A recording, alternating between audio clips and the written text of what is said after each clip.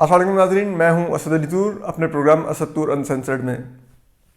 आज हम आपको दो चीज़ों पर बताएंगे। एक तो कल पीडीएम में डेवलपमेंट्स पर बताएंगे जो अब कशीदगी चल रही है पीएमएलएन और मौलाना फजल रहमान की पीपल्स पार्टी से, और किस किस्म की बातचीत हो रही है। कल मौलाना का जो रब्ता हुआ साबिक सदर असद ज़रदारी थे और मियां नवाज शरीफ से, उसके हम इनसाइट बताएंगे। लेकिन उसके अलावा हम आपको इन सहाफ़ियों की एक नई किस्म के बारे में बताएंगे जो अब इस हुकूमत से की हड्डी पे पल रही है। हम आपको उनके बारे में बताएंगे, उन लैपडॉग्स की। अब आपको हम कुछ नए उसमें एडिशन हुए हैं नाम, हमको उनकी तरह तफसील देते हैं और बताते हैं कि ये हो रहा क्या है।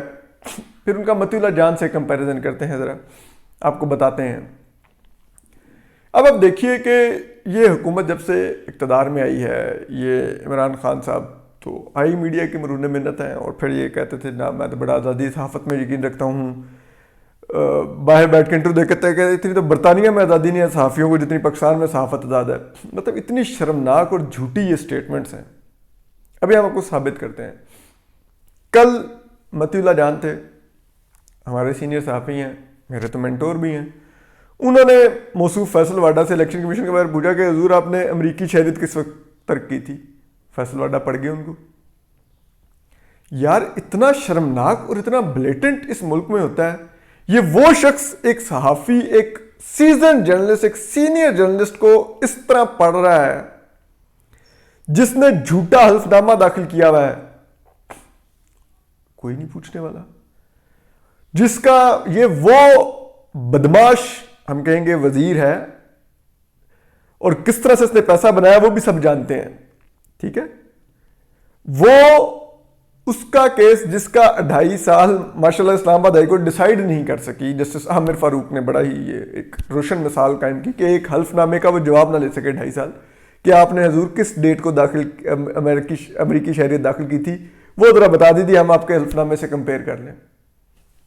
ये जिसका ये रौनक का आलम हो, ये जिसका बदमाशी का लेवल हो, और ये जिसका इन्फ्लुएंस का लेवल हो, वो फिर मतीउल्लाह जान को यूं पड़े उड़ उड़ के।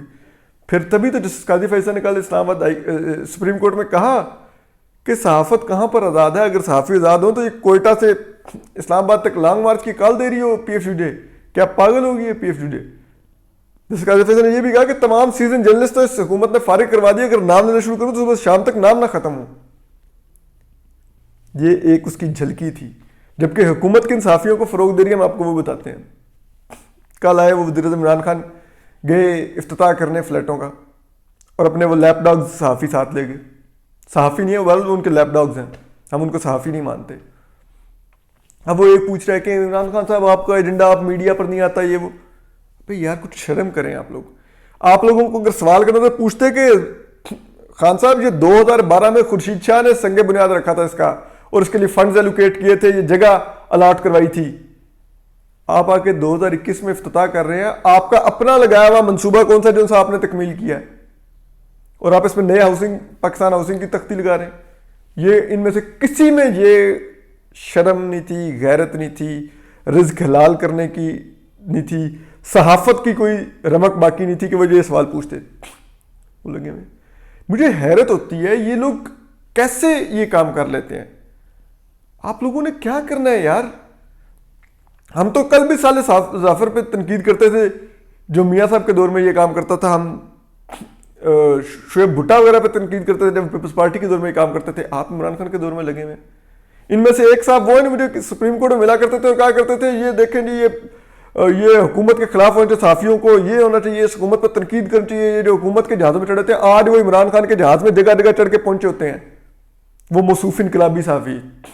एक और सहाफ़ी मेरे साबिक कोलीग हैं, उस इदारे में मैं काम कर चुका हूँ एयरवे में, उनसे कभी कोई पूछे, मैं पनामा लीक्स की दोनों जजमेंट्स खुद सुप्रीम कोर्ट से सबसे पहले निकाल के लाने वाला, एयरवे पे ब्रेक करने वाले थे हम। मैंने निकाली थी घंटों पहले, किसी चैनल के पास नहीं थी, हम सहाफ़त कर रहे थे।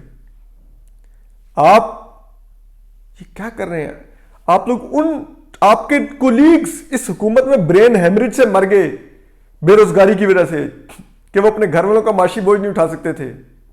आपको शर्म आई, आप में गैरत आई, आप लोग बैठ के पैसे खा रहे हैं, हड्डी पैसे बना रहे हैं इस हुकूमत से।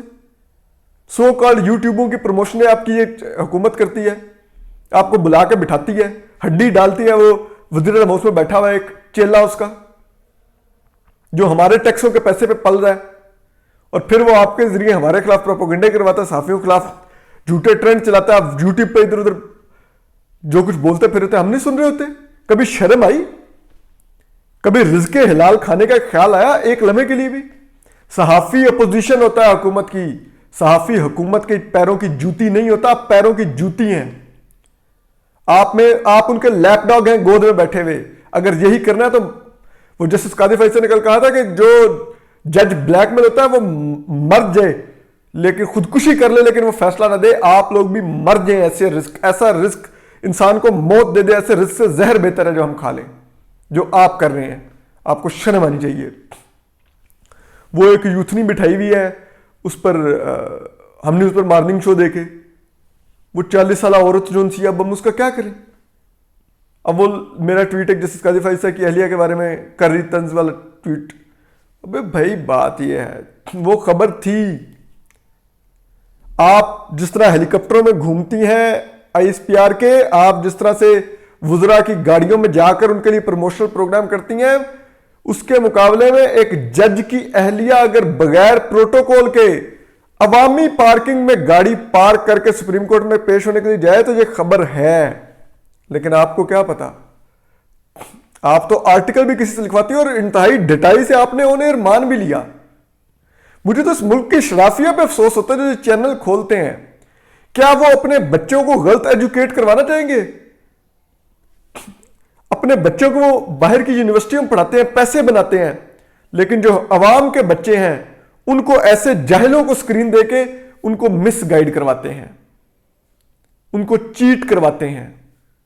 शर्म आनी चाहिए ऐसे घटिया लोगों को स्क्रीन पर बैठकर बात करते हुए, ऐसी औरतों को जिनका सहाफत से कोई ताल्लुक नहीं है, उनको शोज मिले में। क्यों भाई? ये तो इंतहाई शर्मनाक है जो हो रहा है इस मुल्क के अंदर।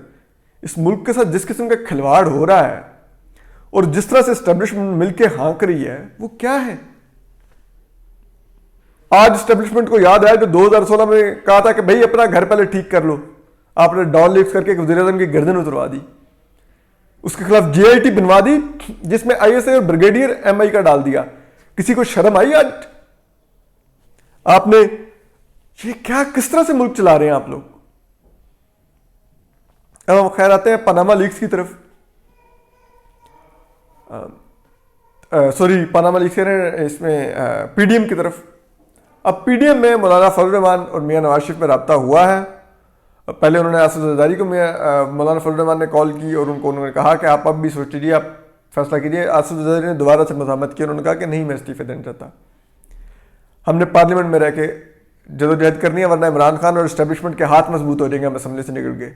लेकिन मौलाना ने कहा कि नहीं निकलेंगे, हम लोग आएंगे, हम लोग इस हुकूमत को उड़ा के रख देंगे, ना इनको इलेक्शन ज़िमनी करवाने देंगे, ना इनको 18वीं तरमीम को छेड़ने देंगे। अगर हम असम्बली से बाहर होंगे हम एक ऐसा लॉन्ग मार्च करेंगे और ऐसा धरना देंगे।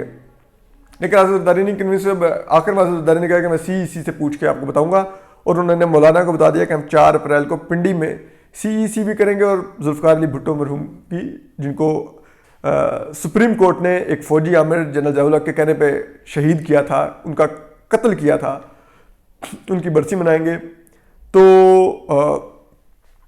वो फिर आसिफ ज़रदारी ने टाइम लिया, लेकिन मौलाना ने बाद में कॉल करके मियां नवाज शरीफ को बताया कि ये मेरी आसिफ ज़रदारी से बात हुई है, उन्होंने ये कहा है। तो उसके बाद मियां नवाज शरीफ ने कहा है कि ठीक है, देखने अगर आसिफ ज़रदारी 4 तारीख से जो भी करते हैं उसके बाद अपना तय करेंगे। और फिर अभी तक मौलाना और नवाज शरीफ तो इस्तीफ़ों पर तैयार है, लेकिन कल शायद खाकान अब्बासी ने एक शादिब खानज़ादा के शो में हिंट दिया है कि हम नई हिकमत अमली तब तय करेंगे। तो देखते हैं कि वो हिकमत अमली क्या तब भी PDM इस्तीफ़ों पर मुसर रहेगी या कोई नई हिकमत अमली इख्तियार करेगी। तो अपना ख्याल रखिए, खुश और सलामत रहिए। अल्लाह हाफिज़।